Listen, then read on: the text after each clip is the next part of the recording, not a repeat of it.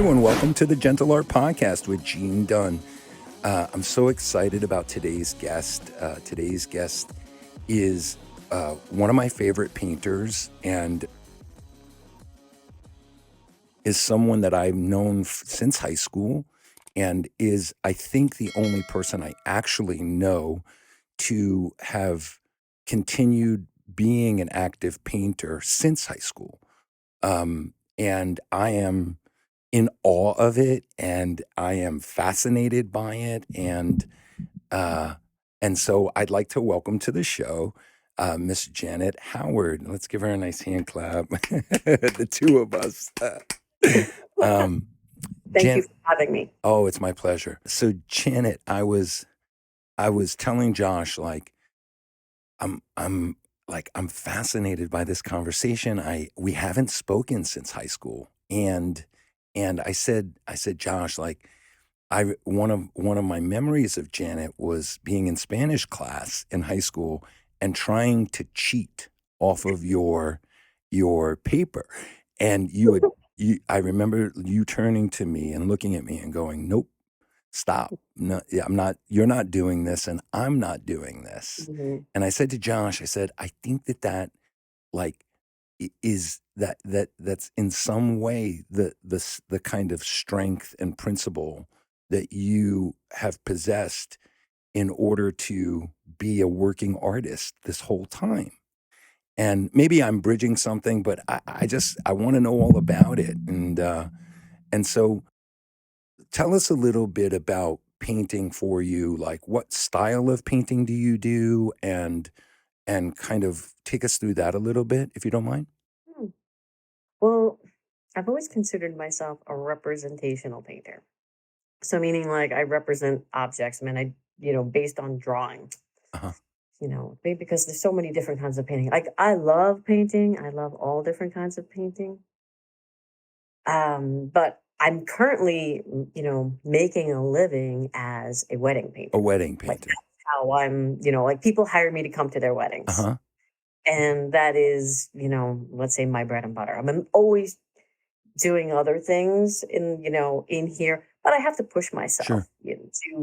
to do those now because, once you start making money doing something, it becomes a business and it becomes work. But yet at the same time, I've always been interested in that intersection of like how I can make money doing my passion, that cross there. Um, yeah, I've always been interested in that. So, So, when I started looking at your social media, and you were posting these videos of you, so I just want to set the stage. Like, your people have you come and you paint the wedding live, mhm, right? So that yeah. takes, I get nervous looking at that for you, and like I can't the kind of courage that must take to be in front of this wedding party, this wedding celebration, and then you've got to produce, right? Yeah. So what's that for you? Like, how do you manage that? How do you manage kind of the courage that it takes to do that in front of hundreds of people? You know, I've been teaching. I used to teach. So I would teach privately in the studio. And I've taught, done plein air demonstrations. So for a while I was doing plein air painting outside where people would watch me. And I run a life drawing group. Uh-huh. And I've been doing that for the last maybe 20 years. So in drawing group, I'd bring my paints and people would say, can I watch you paint? So people were always watching me. Uh-huh. I'm always used to being around other people and drawing and painting. So, but when I started doing the weddings, I have to say that the first time, like my heart was pounding. My heart's And when I pounding just listening to it, you know? well, when I got in the car, like I literally I just fell asleep. I Uh-huh. just sat down in my car and I just fell asleep because there was so much tension in my Yeah. body. Just because I just felt like I was winging it, Uh-huh. and I did wing it. I mean, I often say like, show up to do stuff before you're ready. I mean, like I forget, I've heard that quote. I'm sure you've heard that Yeah. quote before. but I really had to apply it when I started wedding painting. It's been 10 years of wedding painting now. So, I mean, sometimes I show up like, I'm gonna, like I try to say, like, okay, every painting I do, all right, this one's gonna be the best one I Uh-huh, ever did. uh-huh. But, and like, there's a certain amount of like I feel like every painting, like I ask my clients for an emotion, Yeah. how like because I feel like that's the content of Oh, painting is like, fascinating. is it a celebration painting? Is it a romantic painting? Like I feel like I try to like go for that. So like I try to put everything into it, and like you never know what's gonna happen. Like sometimes just things Sure. happen, Like but happy accidents, to use the common yeah, phrase that our the incredible painter, um, Bob Bob Ross. Ross, yeah. Happy Uh, accidents so do you ask for the emotion before you paint or after? What, like before. before? I see. I have a questionnaire that I give them, like so that we can kind of match expectations Uh-huh. on a painting. Uh-huh.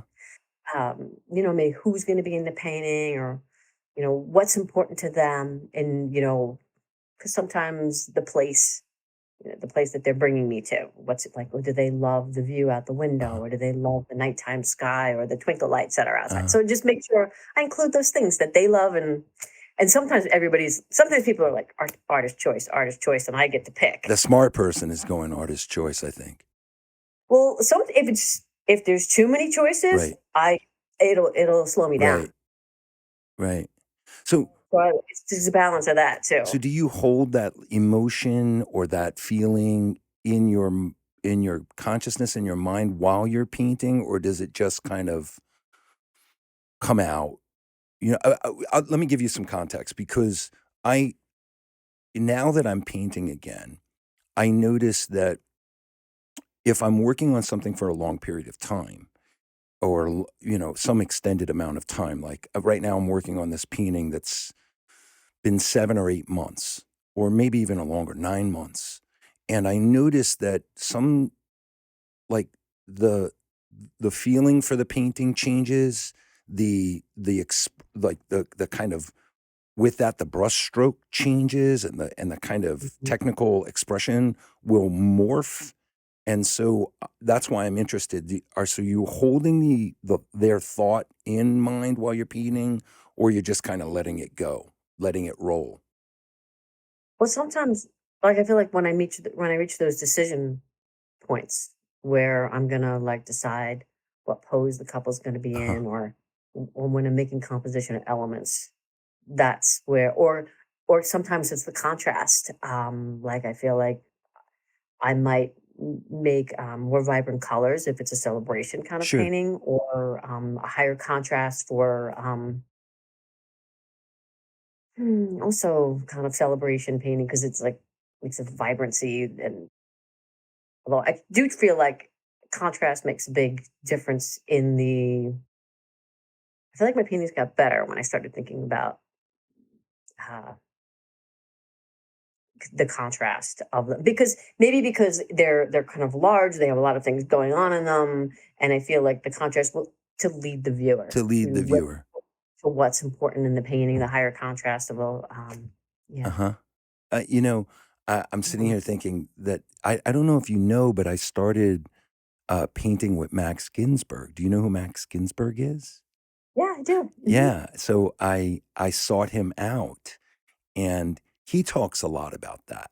He talks a Hmm. lot about the carrying of emotion or a thought, that you're like he's responding to what he's seeing and Hmm. carrying it into the painting, that's like the essence, that's like the sweet spot. And he does it with color, but he also says that the proportions are like the key.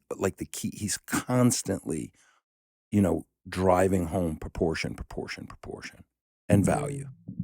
But Value. I always say if something's wrong, it's value. uh huh, Hmm. what a fascinating metaphor. If something's wrong, it's a value problem, you know.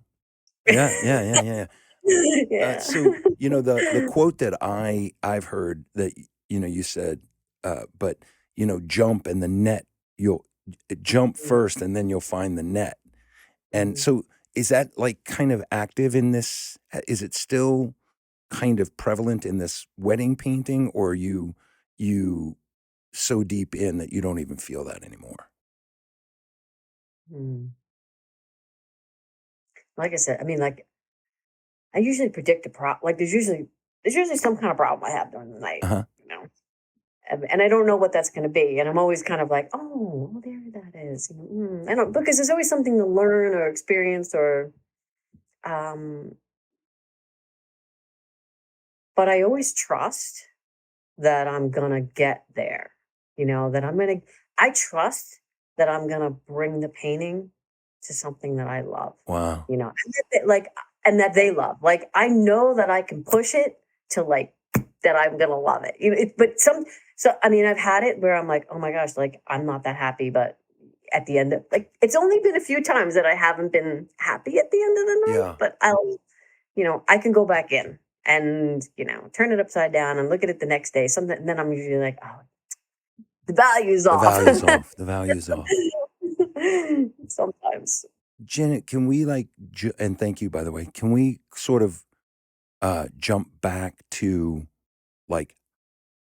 like after high school? So you're I know that art and design, you did your work, you you were following the program in a way. And what like I came out of art and design. Well, I actually didn't graduate art and design. I left I think junior year or the beginning of senior year. Remember. And I was kind of lost, in a way. And martial arts had kind of been in the background, and Mhm, and it became very important to me. I saw like a pathway that both satisfied my artistic brain, if you will, and then mhm, what you were saying, like uh, turning my passion into a way to earn a living or the way to kind of sustain myself. And mhm, so, how d like, what was it? So you come out of art and design, and where do you go? Like, how do you go, like, "Oh, there's no way I'm not gonna sustain my life doing this." You go, "I'm gonna be a working artist, and I'm gonna make this work." Like, how does that happen? What goes on there? mhm. Well, I did go to Pratt Uh-huh, afterwards, uh-huh. and I studied painting. But it's interesting that I feel like my real training was from an artist when I was about 12 years old, painting in her studio basement, Oh, on wow. Staten Island. And then from Greenberg and Doc at the morning That's class right. at High School of Art and That's Design. I right. mean, I would go to that morning session there that we did, and I learned how to draw. And that got me my scholarship to Pratt. Um, Wow. it really was, I mean, High School of Art and Design is a big part of me, you know.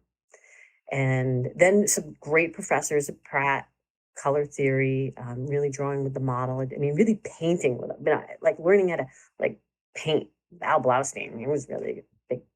I was a fan of his work. And then, I mean, after Pratt, I was kind of lost for a while. I was really like, how am I going to make my living?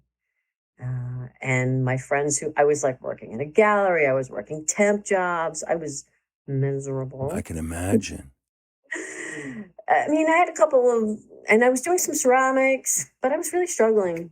And like my friends who were doing design work were, you know, buying cars and going on vacations. Uh-huh. 'Cause- The more So I started doing some design work, uh-huh. and I was always painting. And then I'd moved out to Long Island, and I was painting at Stony Brook on the Oh, weekends. Had an open session uh-huh. there. So I was doing design work during the week, and I always kept painting. And I don't know, I always stuck with it. I just felt like it was something I had to do. Uh-huh. Uh-huh. Fascinating. Um, And then, Go yeah, ahead. I mean, I moved here. I live in Warwick, New Uh-huh. York. So I got married, and when I had kids, I moved here. But there was an art community here. My friends are artists, so I felt like I stepped into a community of older artists and my peers who are artists, and I really feel like, you know, submerging myself in that and them. I always felt supported. And my spouse was a sculptor. Oh, wow. Always very supportive Uh-huh. of me doing, when I was raising the kids and painting and running a drawing group. And I mean, and I've had a silkscreen business. I mean, I was like drawing on rocks. Like I've done lots of different, I've done murals, lots of different things to just, It's still a working artist. It's yeah, all in yeah. the framework. My friend Tom says nothing determines a person's success more than the company they keep and the books they read. And Mm. I'm hearing that like your artist community kind of help bridge that for you. Like you have this Yeah, community of support, right? it's true. I mean, I think being around other artists, I mean, sometimes it's friction and sometimes it's just like holding you up, like my friends have just been gold and it's really been I'm a little important. curious, like what are some of the things, what's one thing that you got from like an artist in that community that helped lift you up? Is there something like, you know, Mm. Well, I mean, always running a drawing group, that, the people there, um, by helping other people do their uh-huh, thing, always helped me do my thing, uh-huh, um, by giving people the space to, to learn or, just to, I mean, I feel like by me, like I felt like I was always inspiring people and like that always lifted me up. You know what I mean? sure. By doing that. I mean, another friend of mine, like I was thinking, I never got my master's, and I wish it's kind of like I wish I had got my master's, and I'd like somebody to hand me an honorary degree for the amount of painting I've done. That's just What does like, happen? It happens, you know. But anyway. yeah, But I feel like somebody said to me, like, well, your reputation can be as good as a master's. Like somebody uh-huh, said that to me. And uh-huh. I felt like, all right, I'm just gonna keep doing my thing. Mhm. Just gonna keep. Did Ginsberg talks a lot about that morning class and how many great painters. Do you know who Steve Assel is? Yes. He came out Yes. of that morning group. I didn't know that. Yep. Mhm. And a lot of really great painters. Well, I know Aaron Baker did. I know, I know. Mm. Uh, there's a lot of great, I mean, even some of the teachers that are teaching at Art and Design now that I've met through Ginsberg came out of that morning class as well. Mhm. Um, did you know at that time that that that that morning class was so special? Did you have an idea? Hmm. I think that like Greenberg and Doc had tried to convey that, that they said, like you should be coming, like keep coming, do that, keep at this. And I mean, I felt inspired. I mean, like I had to leave my house at 4:30 in the morning. It's from Princess Bay. Right. I remember like just like running the train and my stuff, my portfolio, It's like I really, I pushed myself then. So I feel like I'm happy that I did. And drawing everybody on the ferry and the subway, I used to do that all the time. There's so much in that for me because I think that like the sacrifice of that helps that like a lot of people won't go through the sacrifice of getting up at 4:30 in the morning and hauling their stuff, miles to do what they love. And I Mm. think that that gives it so much more depth. Like my kung fu teacher, sometimes I would be late to class, and because he taught in New Jersey, and I lived at that time in Astoria, Queens, and I would be in the parking lot, and I'd literally have my head in my hands, like weeping, like I missed class. I was 35 or 40 minutes late to an hour-long class, and I wasn't gonna go in. I just wouldn't. And I would see him laughing at me through the window, and he would come out to the parking lot, and he would say, "Go home. This was your training." And and, like, at the time, I was pissed off at him for saying that. I was like, "What a Mm. shitty thing to say to me." But in retrospect, he was spot on. He was like, you have to deal with all of this disappointment. You have to deal with all of this struggle, and you have to deal with everything, and you got to go back home and process it and come back again. And in that was like the gems of a lifetime of, for me, martial art. I see them as very closely related, but like, I think that that's so important. It's so important to be able to sacrifice and to, Mm, I had a guest on who's a pretty famous chef, and he talks about the mise en place, the preparation of mm, the day of cooking. And mm. it's arduous and it's tedious and it's boring and but it's the thing that preps him for doing a great job. And in a way, some of these things are like the mise en place. They're like, you get up at 4:30 in the morning, you pack your stuff, you make sure you're ready, you go and you struggle and you kind of get ready, and then you work, and then that's what it is. The wedding painting, I feel the same way. Like, I feel like, the preparation of going that day, and that the way I get there, several hours early and I take a nap in the parking lot before I go in. And I have to schlep all my stuff and have a backup for every single thing I need, Yeah. with me. It's like a life of, I always say the life of an artist is usually schlepping. Huh. Huh. Schlep your stuff, Uh-huh. Uh-huh. schlep your supplies. Josh is over here shaking his head. He knows it well. Um, I don't know if you know this, but uh so Greenberg's wife, I think, um recently passed. And she donated, I think before that happened, all of his work to the Art Students League. And they were selling it, and I got a bunch of his water. I'm gonna send you one. I'm gonna send you one. I got a bunch of his watercolors. I got some of his pencil sketches, and I got an oil painting. I bought an oil painting. And you may not know this, but he saved me. He completely saved my life in a way. And even though my time at art and design was so tumultuous and so like, I don't I'm so interested to see what you thought. But uh so he does my entrance exam, and it was my last high school exam, entrance exam. And if I didn't make it into art and design, I was zoned for a school that was hellacious. It was it there was a heavy criminal element there. There was and I I would never have made it through that. I just never would have. And I remember thinking, like, Greenberg, like, I sat across and he was like, "Okay, tell me what your favorite form of art is." And I didn't even know. Like, I just spat out like abstract art.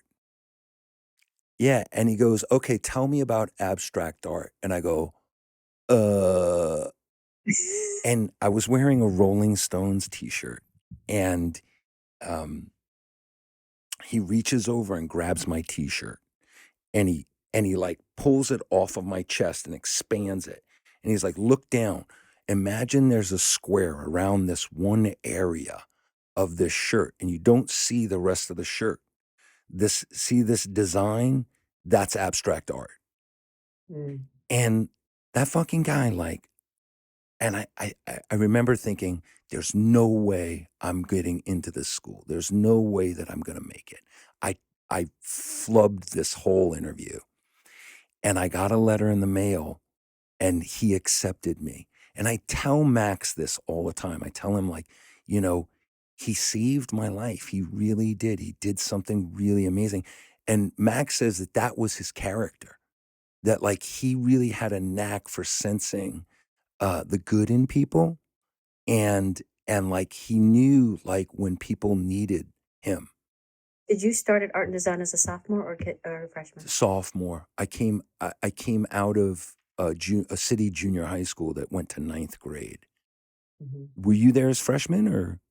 No, so I think, because I think I remember that we was just, it was only a few people who came in as a sophomore, and that we were both like that. It was just a handful of people who came in as sophomores, and that you and I were like came into sophomores, because he interviewed me too as well. But I don't remember it. I remember him being impressed with my paintings because I brought my paintings in. Oh, nice.